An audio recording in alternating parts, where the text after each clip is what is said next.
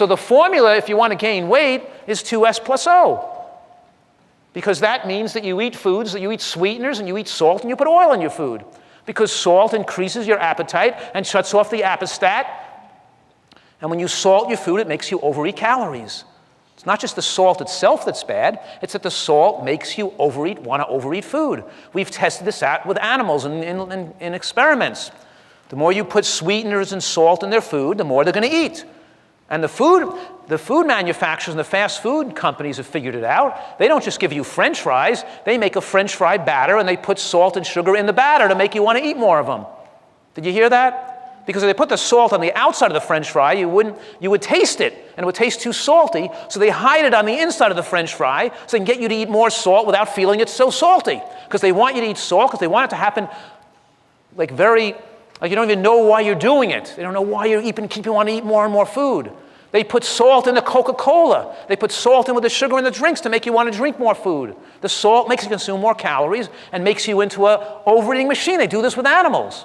And the animals become obese when you put oil and salt and sugar. And they don't just fry the food in oil. They mix oil in the batter and then they fry it. They put oil and sugar and MSG and salt in the hamburger meats that they make. They design food specifically to make people want to become overeating monsters. So you want to make you food addicted, so you go back and want to eat those foods again. And they don't need to use the hamsters and the rats and the mice anymore, because they have you guys. It's been well established that these foods cause obesity, that these substances cause tremendous overeating. Okay, so there are two types of fat. There's subcutaneous fat that you can pinch around your waist and your butt, and there's visceral fat that's inside you, around your liver, around your kidney, around your blood vessels. The visceral fat is more saturated. The visceral fat is the fat that raises your cholesterol. The visceral fat that causes cancer more and causes heart disease. It's the visceral fat you want not to have. Your body doesn't take off a lot of visceral fat unless you lose a lot of your subcutaneous fat. But you can put visceral fat on your body easier without putting a lot of subcutaneous fat on. Because your body can only put on subcutaneous fat so rapidly.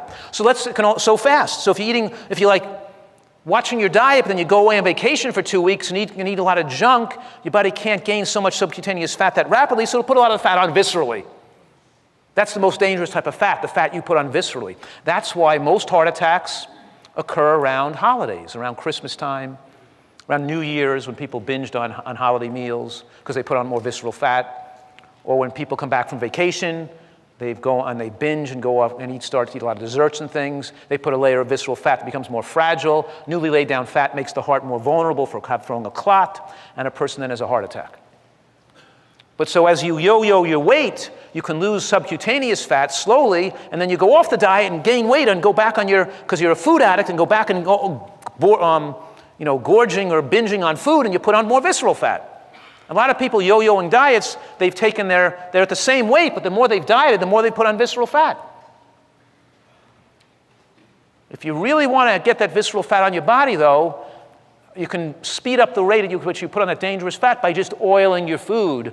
Because as we said, oil has no fiber associated with it, and all oils increase visceral fat. The fat that oils put on your body is very visceral because it's digested and absorbed so rapidly. The body puts it in the liver. You develop fatty liver. The body puts it around the heart. The more you put oil in your diet, the more you gain weight, the more your cholesterol goes up. And oil is probably the most fattening food because the average American is eating about 400 calories a day of oil. How fat is the average American? The average woman used to weigh 120 pounds 100 years ago. Now the average woman in America weighs 168 pounds. That's almost 170 pounds to be average. No wonder we have an explosion, an epidemic of breast cancer. We're talking here that what percent of Americans are overweight? Anybody know? Yeah, someone said 2/3, somebody said 55, somebody said something like half, but see, that's what authorities tell you. Health authorities tell you that 2/3 of Americans are overweight, and that's because they're using a BMI of above 25 as being a classification of being overweight. All long-lived societies, all blue zones, all people that are healthy, that don't have heart disease, always have BMIs below 23. Long-lived people have BMIs below 22.5. If we use a BMI of 23 and not a BMI of 25 as to be the cutoff point between normal weight and overweight, like we should be using, now we define 88% of the population as being overweight. Did you follow that? If you're normal, truly normal, you should be looking very skinny compared to most other Americans. If you're like other Americans, you have a really high BMI. It's not normal for a 5'5" woman to weigh 140 or 150 pounds. That's pathologic. Never occurred before in human history.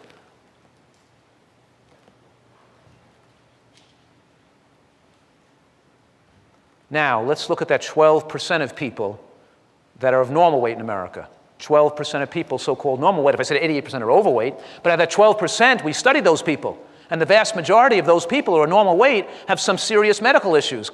Either they smoke cigarettes, they're drug abusers, they have depression, they have irritable bowel syndrome, they have autoimmune conditions, they have asthma, they're alcoholics, they have depression, or they have some kind of occult cancers, or they have digestive disorders. Or, in other words, these people, in the vast majority of them that are of a normal weight in America, are usually reflecting sick people because that's why they're a normal weight. If they were healthy, they'd be overweight like everybody else.